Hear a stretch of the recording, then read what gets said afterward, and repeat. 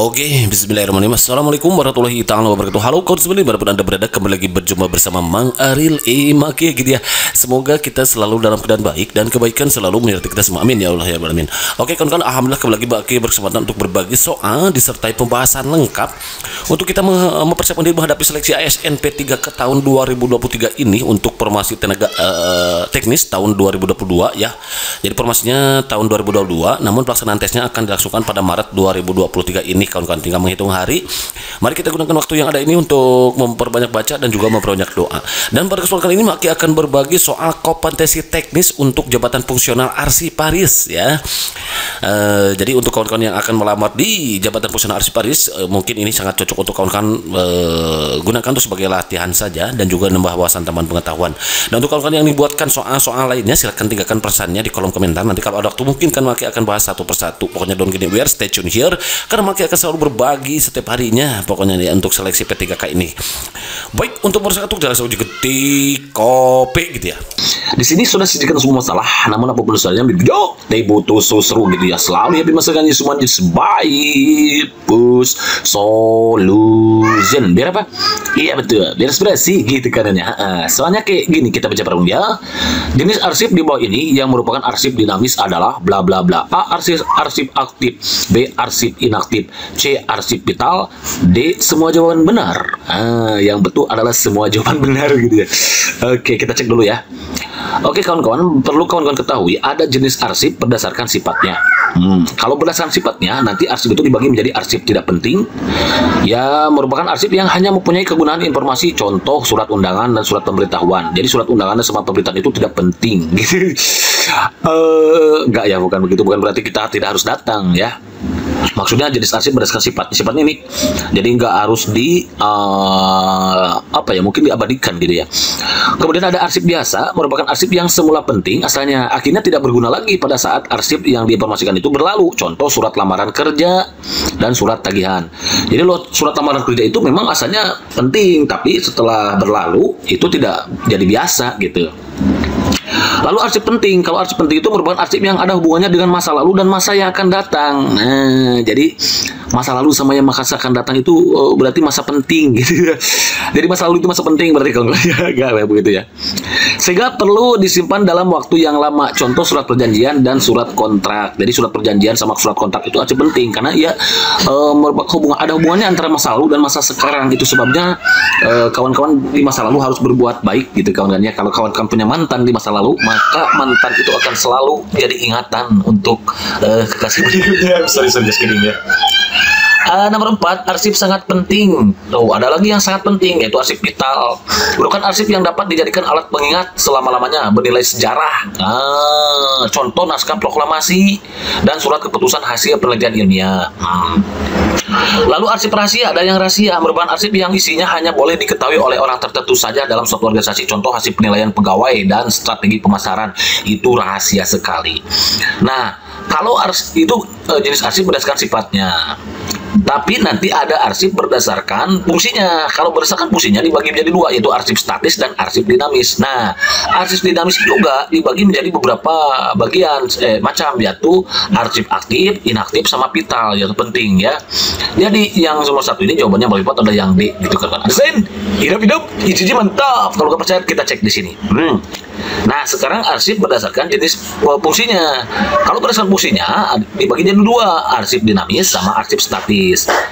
Arsip dinamis apa? Arsip yang dipergunakan secara langsung terkait perencanaan, penyelenggaraan kehidupan kebangsaan pada umumnya, atau dipergunakan secara langsung dalam penyelenggaraan administrasi negara. Itu arsip. Nah, tiba-tibanya ada arsip aktif, semi aktif, inaktif. Aktif apa? Yaitu arsip digunakan secara terus-menerus dalam kegiatan kantor. Arsip ini masih sering dikeluarkan untuk keperluan tertentu. Nah ini, kalau aktif, yaitu semi aktif, yaitu frekuensi penggunaannya sudah menurun, tetapi kadang-kadang masih diperlukan. Gitu, kadang-kadang masih diperlukan sih, jadi gitu ya. Lalu ada inaktif, yaitu arsip dinamis yang sudah sangat jarang digunakan. Arsip inaktif hanya digunakan sebagai referensi atau pemberi keterangan semata gitu. Sementara arsip statis adalah arsip yang tidak dipergunakan secara langsung untuk perencanaan, penyelenggaraan kehidupan kebangsaan pada umumnya maupun untuk penyelenggaraan administrasi. Bedanya itu ya. Kalau ini digunakan secara langsung, kalau ini tidak digunakan secara langsung. Gitu kan? Ya. Adsin. Hidup, mantap, mantap. Next, soal number 2. Di sini sudah disebutkan sebuah masalah, namun apa besarnya birbujau, ributu susru gitu dah. Selalu dibesalingnya semuanya sebaik solution. Biar apa? Iya betul, biar inspirasi gitu kerjanya. Soalnya kayak gini kecebarungnya. Sistem geografis atau wilayah dalam bidang kearsipan merupakan sistem penyimpanan didasarkan pada A. Alamat surat, B. Urutan nama wilayah, C. Subjek masalah dalam satu wilayah, D. Asal wilayah surat atau dokumen dikirim.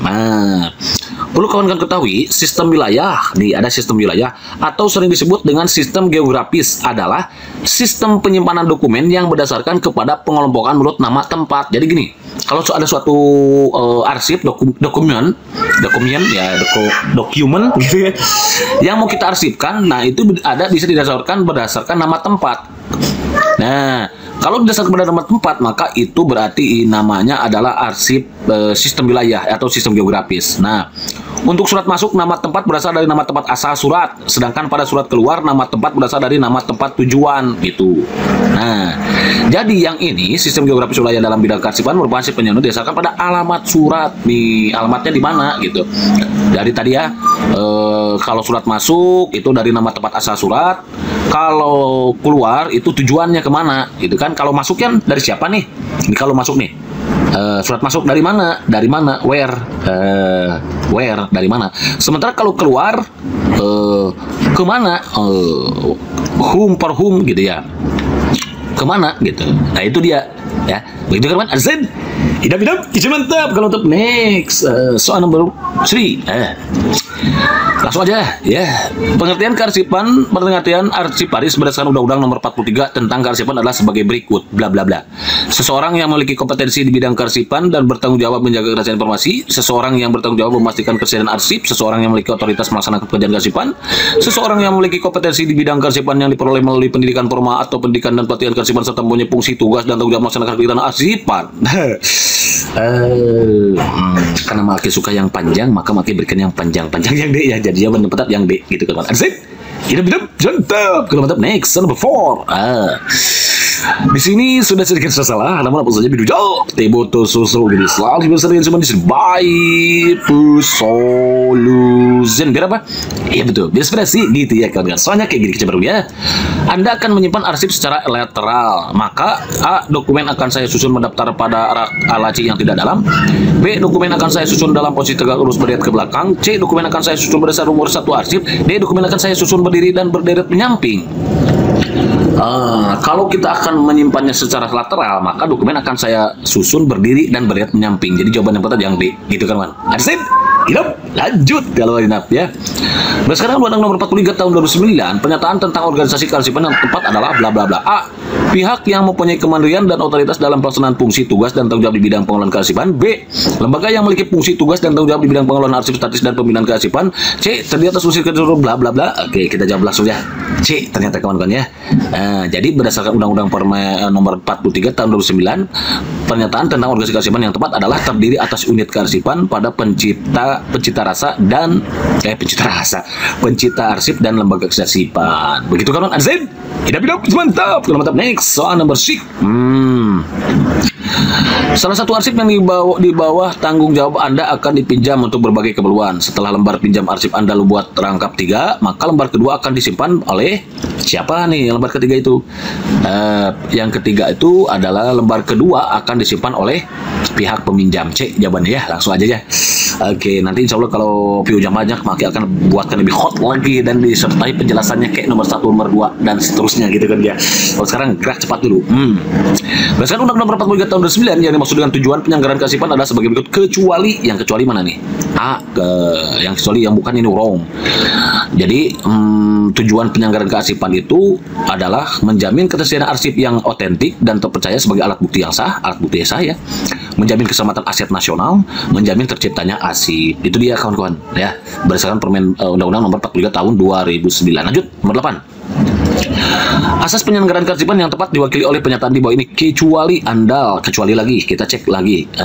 Yang bukan adalah asas penyelenggaraan kearsipan. Yang bukan itu andal ini. Wah, ya kecuali kan. Kepastian hukum, keautentikan, keterpercayaan ini udah masuk. Keutuhan, asal-usul, aturan asli ini masuk. Keamanan, keselamatan, keprofesionalan masuk. Jadi yang bukan itu adalah yang A. Ya asas nggak harus handal gitu. Nomor 9. Salah satu bentuk mitigasi untuk mencegah terjadinya kehilangan arsip akibat pinjaman yang tidak tertib, maka dapat digunakan tools apa? Yang betul adalah outslip ya. Jadi untuk mencegah terjadinya kehilangan arsip akibat peminjaman yang tidak tertib, maka digunakan tool outslip, harus ada slip keluarnya. Gimana gitu kan ya. Dan yang terakhir, karena janji maki ada 10. Kalau menjawab soal kayak gini, kawan-kawan langsung aja ke sini. Urutan langkah yang benar dan dalam menentukan kembali arsip yang disimpan pada sistem subjek adalah langkah yang benar itu D ya, 3 dulu. Kenali arsip yang diminta atau diperlukan, ini nomor 1. Lalu yang ke-1, mengindeks arsip yang akan dipinjam, 2. Lalu 4, telusuri dengan menggunakan kartu indeks, 3 ini. Lalu keempatnya ini ya, menuju tempat penyimpanan. Lalu ke-6 ini ke-5 ya. Lalu ke-5-nya itu masuk ke-6 ya. Menyerahkan arsip kepada orang yang memerlukan, ini terakhir. Oke, 7 begitu ya. Jadi jawaban untuk yang D. Oke kawan-kawan, barangkali ini saja dulu yang bisa diberikan dalam konten ini. Mudah-mudahan bermanfaat dan sedikit menambah wawasan tambahan pengetahuan untuk kawan-kawan mempersiapkan diri seleksi SBMPTKK ini, yang berdasarkan informasi pelaksanaannya akan dibuka pada pelaksanaannya akan dilaksanakan, maksudnya jadi tahun Maret 2023 ini. Berarti ada waktu kurang lebih ya, kita tinggal menghitung hari sekarang kawan-kawan ya, bukan bulan lagi tapi hari. Dan bahkan pada saat ini tanggal 18 sampai 22 Februari kita diharuskan untuk menentukan titik lokasi di mana kita akan melangsungkan ujian nanti gitu. Pokoknya usahakan kawan-kawan milih yang terdekat saja dulu gitu kawan ya. Kemudian ada waktu yang tersedia ini kita gunakan untuk memperbanyak baca, usahanya kita maksimalkan, doanya juga kita maksimalkan. Karena apa artinya usaha tanpa doa itu sama aja dengan sombong, apalagi berdoa tanpa usaha itu sama aja bohong. Karena antar usaha dan doa itu harus seimbangkan. Judul lagu juga perjuangan dan doa. Dan untuk kawan-kawan yang dibuatkan soal-soal lainnya, silakan tinggalkan pesannya di kolom komentar. Nanti Maki akan coba buatkan ya sesuai dengan apa yang di request oleh kawan-kawan semua. Mari kita gunakan waktu ini untuk memperbanyak baca dan doa gitu kawan ya, biar nanti hasilnya sesuai dengan apa yang kita harapkan. Oke, thanks for watching, see you next video. Assalamualaikum warahmatullahi wabarakatuh.